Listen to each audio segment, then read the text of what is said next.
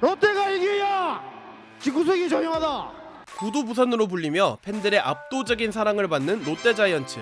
하지만 최근 성적은 롯데가 부진에 빠질 때마다 소환되는 인물이 있습니다. 32년 전 마지막 롯데의 우승을 이끈 송정규 단장. 스타 선수 출신 유학파 전문 경영인 둘 다 아닙니다. 이분 바다에서 배를 몰던 선장이거든요. 선장이 되기 전 부산에서 어린 시절을 보내며 야구에 대한 애정을 쏟았는데요. 전파에 잡힌 일본 야구까지 섭렵할 정도였죠. 야구 좋아하는 거 알겠는데 그래도 일반 팬이 어떻게 단장이 된 거냐? 모든 건 책 한 권으로부터 시작됩니다.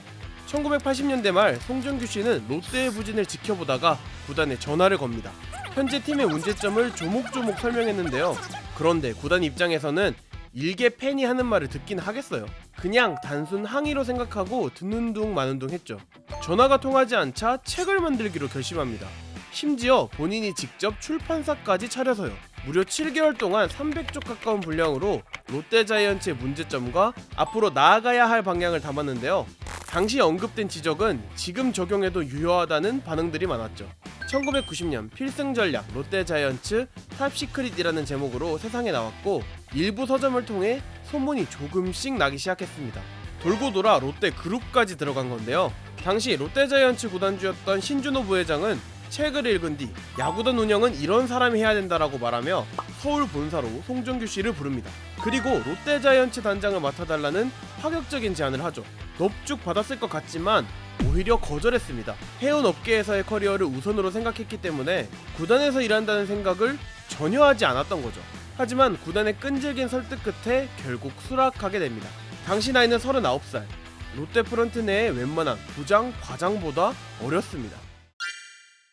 1991년 구단주의 신임을 받으며 단장 업무를 시작했지만 롯데의 기존 직원들은 송 단장을 은근히 무시했습니다. 당시 야구계는 비야구인 출신에 대한 배척이 심했거든요. 경기장 내 이벤트를 열기 위해 예산이 필요했는데 내부에서 협조해주지 않아 직접 스폰서를 구하러 다녔고 오후 늦게 출근하는 건 물론이고 사무실에서 고스톱판이 벌어지던 프런트 내 분위기를 바꾸기 위해 함께 점심을 먹고 업무를 시작하는 문화를 도입했죠. 그리고 당시 한국 야구에서는 상상조차 할 수 없었던 야구 전략을 제시했는데요. 통계학적으로 야구를 분석하는 세이버 매트릭스, 팀 내 가장 강한 타자를 2번 타순에 배치하는 강한 2번 타자론, 선발 투수가 아닌 두세 명의 불펜 투수로 경기를 시작하는 오프너까지 현대 야구에서는 다 적용되고 있는 방법론이지만 당시에는 무슨 야구 만화를 봤냐며 비웃음만 받았죠. 수많은 핍박과 견제 속에서 실력으로 극복합니다. 부임 직전 2년 동안 7개 구단 중 꼴찌와 6위를 기록했던 롯데자이언츠. 부임 첫 해인 1991년 모두의 예상을 뒤엎고 4위를 기록하며 포스트 시즌에 진출했고 프로야구 최초로 한 시즌 100만 관중을 돌파했습니다. 그 다음 해인 1992년 3위를 기록한 롯데는 삼성 라이온즈, 해태 타이거즈를 꺾고 현재 한화 이글스인 빙그레 이글스와 한국 시리즈에서 맞붙었는데요. 송진우, 장종훈 등 투타에서 막강한 전력을 갖춘 빙그레에 고전할 것으로 예상됐지만 기세를 탄 롯데를 막을 수는 없었습니다. 시리즈 전적 4승 1패로 우승을 거머쥐며 1984년 이후 두 번째 왕좌에 올랐죠. 우승으로 입증했으니 이제 송 단장님 꽃길만 걸으셨겠네 라고 생각하셨겠지만 오히려 그 반대였습니다. 선수단은 우승에 대한 보너스 잔치를 벌였지만 프런트에 대한 보상은 적었고 각종 부산 지역 내 인사들과 롯데그룹의 인사들은 송 단장을 찾아와 입장권 달라는 건 기본이고 구단 점포와 사인볼까지 내놓으라고 했죠. 급기야 자신이 신혼여행을 간 사이 송 단장이 내부 화합을 망친다는 보고서가 구단주에게 올라가자 현타를 느낀 송 단장은 귀국 후 단장직에서 스스로 물러납니다. 그리고 그 이후로 롯데는 30년 넘게 단 한 번도 우승을 한 적이 없죠. 이후 해운업계로 돌아와 한국 도선사 협회장까지 지내며 커리어를 이어간 송정규 씨.